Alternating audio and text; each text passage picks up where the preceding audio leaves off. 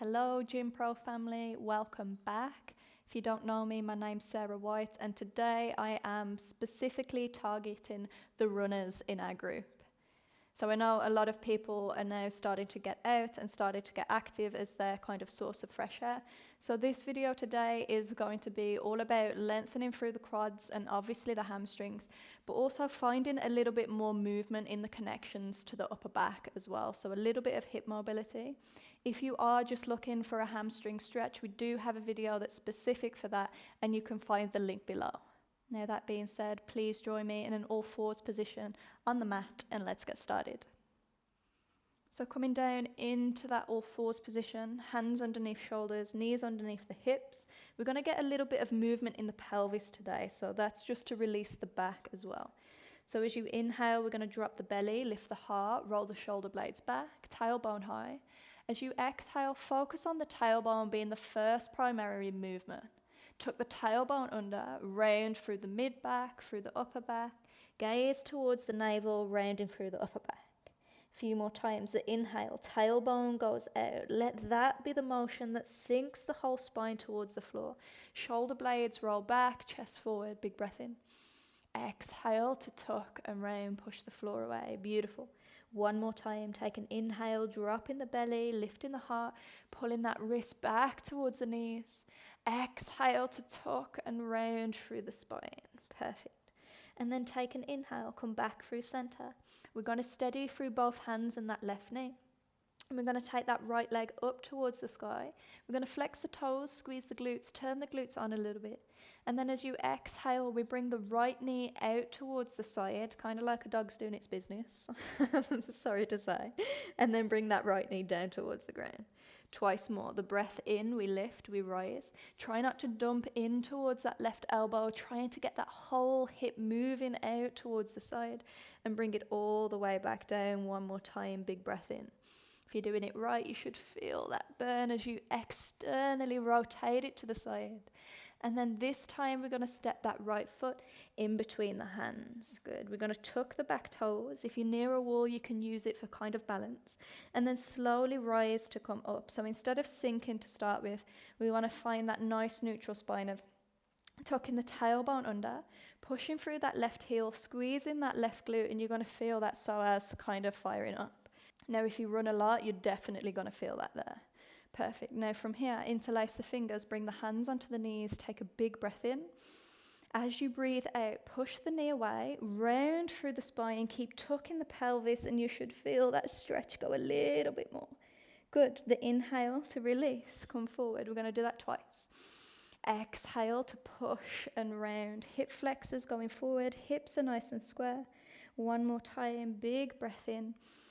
As you breathe out, push and round, back of the heart towards the back of the space. And then inhale to come forward. Release the back toes. Bring them down onto the floor. Sink the hips down low. Come into the lowest lunge possible. So if you have blocks or a table or books, you can place your hands onto it. We're going to send the arms up. Get a bit of shoulder action. Why not? Take a big breath in. As you breathe out, straighten that front leg, bring the hands towards the floor, coming in towards a hamstring stretch. And we're just going to move in between the two, so we're not holding it to start with. The inhale, we come forward, send the arms up high, sink the hips low, doesn't matter how low they get. And then exhale, bring it all the way back. Perfect. One more time, big breath in. Sink the hips low, send the arms high, hold it there. Hands can come to the small of the back, to the knee. Don't worry if it doesn't look like mine, it's completely fine. And we're going to breathe. So what we're going to do is energetically kind of activate this lunge. We're going to pull that right heel back, left knee forward. So we've automatically got this lift and the squaring of the hips. You should feel a lot into that quad. Now, if you feel comfortable and you want to go a little bit further, right forearm to that right knee, left arm back towards that left foot, pull the foot in. So notice if you're sinking the butt back in order to grab the foot. Once you have the grab, see if you can lift the chest up, squeeze the glutes, and then sink the thigh down. So we're getting more into our quad stretch. Again, if you need a wall to help you, if the foot's not quite up and you want to wrap a towel around the back of it, then feel free. Good. Taking a big breath in. Big breath out. and then slowly release. Foot comes down. Hands surround the right foot. This is where we get a little bit crazy. Push down through that right foot. Step the left foot outside of that right foot, so the pinky edges of the feet are together. Now already most of your IT brands are going to be screaming, so soften your knees a lot and come into this forward fold. Let the head go soft and notice the difference. If you push through both big toes, can you feel that outside leg, that outside line, of the leg firing up? Opening up through the sit bones, the SI joint as well. Perfect. Take one more big breath in, big breath out, and then slowly, hands to the floor or block. Take the feet out wide as the mat, heels in, toes out. Before we go onto the opposite side, bend the knees. Try and keep the heels down towards the ground as you sink your hips back and lift your heart. So coming into a malasana or yogi squat. The inhale, push into the palms. You can push the way into the toes and lift up just for a kind of release. The exhale, sink the weight back, start lifting the heart, push to the outside of the feet. We're going to feel those outside of the legs, the thighs kind of opening up. One more time, big breath in. We lift it up. The breath out, we sink it down low. We try and keep the heels on the ground for this round. We lift the chest. If you've got that full squat and mobility, you can come all the way down.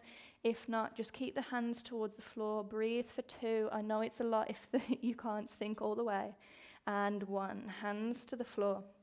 Step it back, come back onto all fours. Perfect. So we're going to do that all on the opposite side. So give the hips a little bit of a shake, a little bit of a release. And then coming on towards that left leg.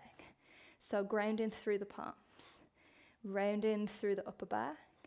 Left leg goes high, flex the toes. So try and keep the shoulders and the hips square. As you send that left knee all the way out towards the left, try not to bend into the right elbow.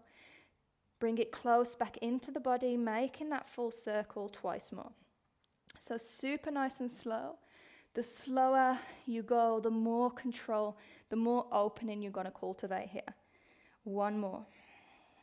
The next time that knee comes in towards center, step the foot in between the hands, tuck the back toes, rise all the way up, low lunge. So again, you can place a pillow underneath that knee. You can use the wall for support. Make sure that back big toe is pushing down into the ground. That tailbone's tucked under. We're finding length through the spine. We're squeezing that right glute, and we can feel that psoas, that thigh kind of opening up. Interlace the fingers, place them on the left knee, big breath in. The breath out, rounding through the back of the heart, sinking back with the shoulders, but still pushing that hip flexor forward. The inhale to release, to come out of that intensity. The exhale, the tuck in and the round in and the squeezing of that right glute. One more time, big breath in, come forward. Breath out to tuck, squeeze and push. Perfect. Take one breath in. Big exhale. And then slowly release. We're going to stay in our lunge. Left foot can shuffle forward a little bit. We're going to sink the hips low and tuck the back toes. Bring it low into our low lunge and send the arms up high. So again, imagine that pulling, that left heel pulling back towards the right thigh towards the heel, keeping that stability in the legs as we send the arms up. Take an inhale. Exhale, bring it back, half split. Little bit of a hamstring stretch. And we're going to do that twice more. The inhale, the bend the knee, the flossing to and from that low lunge, arms up high. The exhale, pulling it all the way back, finding that half split. One more time, big breath in to come forward. Hands high, hips low. Hands can come to the lower back if you wish. Just finding a comfortable depth for you. Even if you don't think it's a lot, as long as it feels like it's doing a lot, we're good where we are. Perfect. So stay in here if this is your max. If you want more, left forearm can rest on the thigh. Lift the hip slightly. Pulling that right foot up. Right hand back towards the right foot. And now make sure you're not on top of the knee, right? They're very delicate, especially if you've been running. So you want to try and push the weight forward, she says as she nearly falls, to come onto the skin that's just above the knee, yeah? The padded part.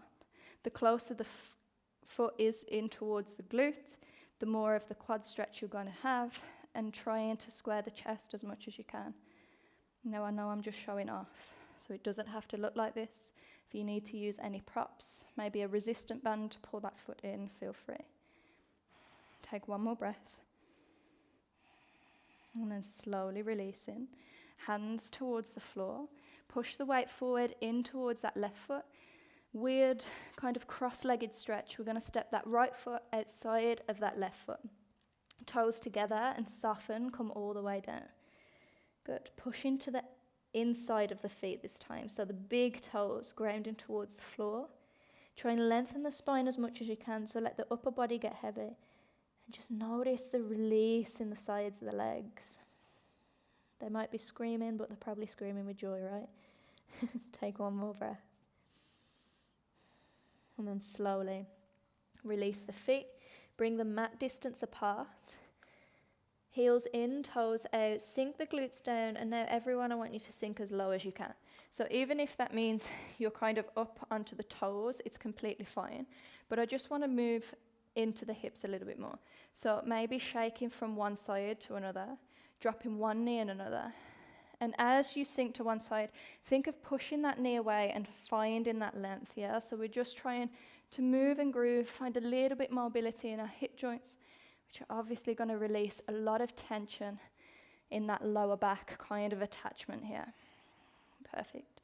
Taking one more breath. If you want to find stillness in a place that feels interesting, feel free. And then when you've finished exploring, just come in all the way down, not only to a seat, but onto your back. So I always like to finish with a little bit of hip opening and a twist just to realign our spines. So bring the knees in towards you. We'll go with the left leg first. So send the left leg up high. Bend the left knee, bring that left ankle on top of the right knee. Send the left knee away from you, and then slowly pull that right knee in. So make it active to start with, even though we're going to use our hands in a second. Notice how much force you can use with that right knee to pull the left foot in towards you, and trying to send that left knee away from you. And then, of course, when you're sweating a bit too much and you're like, Sarah, I'm done with this hard work, just interlace the fingers behind the back of the leg. Soften the shoulders and breathe. Taking a moment here. Seeing if that left hip is kind of carrying over to the right. Just try and keep that lower back nice and neutral on the ground. Good. Taking one more breath. And then as you exhale, lengthen the right leg, and as you do, right hand outside of the left knee. Left arm extends and carry that right knee all the way across. Left knee, all the way across to the right. Spinal twist. And start using a little bit deeper breaths here. And on every exhale, see if you can use the exhale to deepen the twist, to pull the left shoulder blade down the back and the left hand even further away from you. Taking a big breath in, big breath out, and then slowly bring it all the way up through center. Perfect. Left knee comes down. Right leg high. Readjust with the spine if you need to. Bring that right foot on top of the left knee. Send the right knee away so we've got that external rotation. Keep that external rotation and pull the left knee in. You can interlace the fingers behind and breathe. Holding it there. Let the body soften. Let the breath deepen. Just breathing in towards that right glute. Good. Take a big breath in. Exhale into the posture. Inhale to release, so the left leg's going down. Left hand outside of that right knee. We're going to carry that right knee all the way across towards the left hand side. We're extending the right arm, we're looking towards the right fingertips, we're twisting it out on the opposite side. And again, we're focusing on our breath, being long and fluid, letting our breaths enable us to reach maybe a little bit more depth. Taking a big breath in. Exhale completely. And then inhale, bring it back through center. Congratulations, guys, we are done. So if you feel like taking a Shavasana after all that, feel free. If that is still kind of a different language to you, congratulations, we are all stretched out. Hopefully it feels good for all you runners out there. And that's it. Make sure you subscribe and stay tuned for more.